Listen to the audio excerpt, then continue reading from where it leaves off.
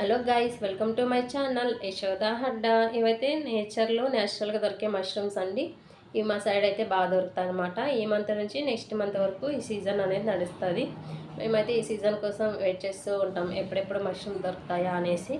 వీటికైతే మా విలేజ్ అంటే చాలా ఇష్టం అనుకుంటా, అందుకని మా విలేజ్లో బాగా దొరుకుతాయి అన్నమాట. నేనైతే సింపుల్గా ఈజీగా టేస్టీగా ఇలా అయితే ప్రిపేర్ చేసుకున్నాను. అయినా మష్రూమ్స్ని ఎలా చేసినా కూడా టేస్ట్ అయితే చాలా బాగుంటుంది. జస్ట్ మనం ఉప్పు కారం చల్లేసి అలా ఫ్రై చేసుకున్నా కూడా టేస్ట్ అయితే అదిరిపోతుందన్నమాట.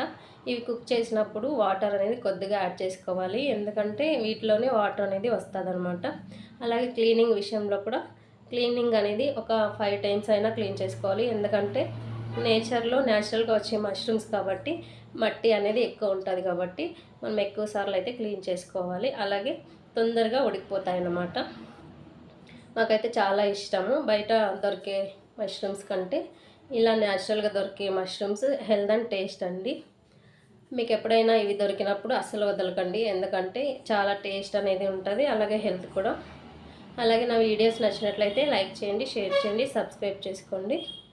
అలాగే మీకు ఇష్టమో కాదో నాకు కామెంట్ చేయండి. మష్రూమ్స్ అంటే నేనైతే మష్రూమ్ గాయనండి. నేనైతే ఇలా సింపుల్గా చేశాను, చూడండి ఎంత బాగుందో. చూస్తుంటేనే నోరు ఊరిపోతుంది.